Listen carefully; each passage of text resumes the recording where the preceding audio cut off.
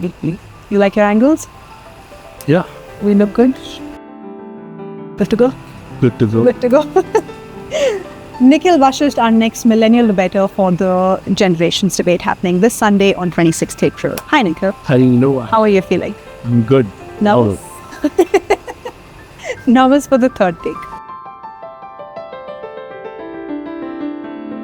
Nikhil and I know each other way before Fight Club started, which is me third wheeling his date. Yep. I'm very, very, very glad that I have. He is also one of our OG members of FC, where he was the first person to show up with Harsh, to the first roundtable conversation in January 2025. Wow, it's a long time ago. Feels like a long time. We know each other for almost more than a year. More than a year. More than a year. That's insane. Thank you for saying yes to the debate. Of course. Very obvious. Like, if the OG person is not there, then it just doesn't make sense. Yeah. It has to be a wild card, huh? Has to be a wild card.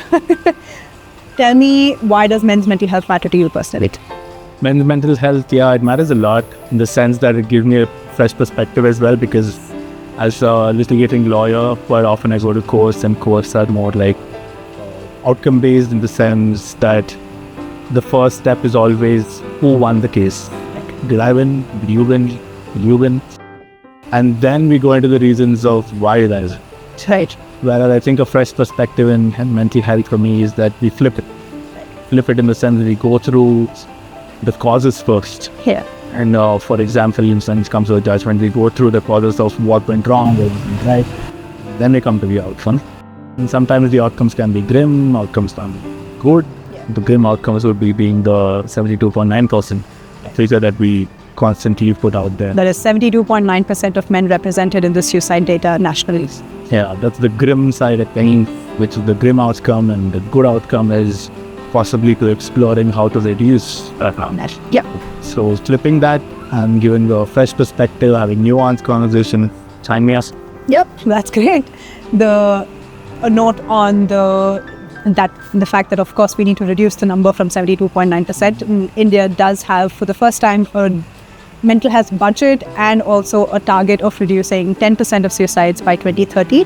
But as Fight Club, we think it's very unrealistic to expect that number of reduction, because we're not looking at the solution to be a gendered approach. Because if most of the people, in the suicide data are men, then why are we not looking at it from a gendered lens as our position? Yeah. So yeah. This brings me to, how do you think the current generation, which is your generation, millennials millennial men are dealing with mental health? Millennial men, I'll bring it to an I statement towards this situation, I think, where I think being on the cusp of the millennial, that is the youngest millennial, I would call myself, is I carry a lot of burdens or the baggage from the older millennials, while I also tend to nicely borrow from the Gen Z. So I think I borrow a lot of intellect from a lot of language models from the Gen Z, while I'm conditioned from my older millennials. What kind of conditioning? Conditioning and the intellect. I'll give you a simple example, right? I know and I borrow from the Gen Zs that it's good to draw boundaries, draw your boundaries. And me being the millennial that I am, I cross it myself. I don't even need anyone to push me. I'm just there. Like, create a boundary that instantly I'm the one who will pass it. So that's, I think, the perfect example to sum up how I feel about things. Are you a people pleaser? I think so. Yeah? I think that's the reason why most of recovering people pleaser, it's easier for us to cross our own boundaries even if we draw them. Yeah. And then feel guilty about it while not crossing it, and then feeling happy about it after. It's a cycle. I know that this is relatable to most of them, but yeah, that's true. So that's the millennial standpoint, I believe, or my standpoint, rather. And how are millennials dealing with it, we don't know. We don't know. We grew up, I think, in a generation where there was a lot of silence preceding us. Yep. And then we were taught the language before we were taught how to deal with it. In the sense, I have all these thoughts and feelings which are coded in a nice language way. I can probably write you a song about it, but then how do I actually sit down and deal with it? True.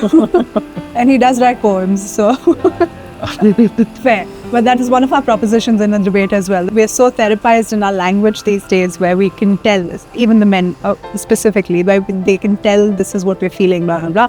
But what does it actually mean in terms of regulation is a whole other conversation. But do you think the Gen X, which is your previous generation, have given you a model on how to deal with mental health? And I know we talked about silence, and that's also what we've learned. But in terms of what you've seen from your personal experience as to what you currently... I don't think we were offered much, to be honest, because there was a lot of silence preceding us. Yeah. And a lot of conditioning side of things, which basically pointed the direction of just do your job and get on with it. Yeah.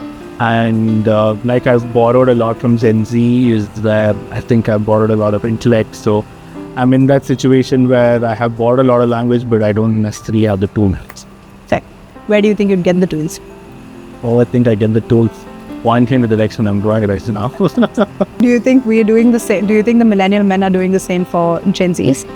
Gen Zs, that's a good question, but I think again, going back to my legal mind, right? Like I can only offer something as good as what I don't think I can offer anything more. But yeah, I think we are doing the best we can, and we are trying to deal with our own situation. So offering something to Gen Zs is probably second or third importance, whereas dealing with our own things is, I think, the primary concern. That is true. Now, what are you most looking forward from the debate? From the debates which is happening on the King's... Which is happening on the 26th of April. This Sunday in Bangalore, courtroom. I think being a lawyer, I'm very rigid in my thoughts and opinions at certain points in time. And having certain thoughts of my own on this and my own opinions with the statistics that supports my thoughts and opinions. I'm looking forward to changing my mind on a few. Cool. What would you require from the Gen Zs to change your mind? Like conviction or really hard-packed data? Supporting judgments. You are talking to a lawyer. So you better come prepared. Yeah. Well, that is us, and we will see you on the 26th of April. That is this Sunday for the Generations Debate, a debate on men's mental health from a generational perspective. So we will see Nikhil there, you there, and me there. Bye. Yeah, that was great. That was good. Fourth take, the best. Fourth take was very charming.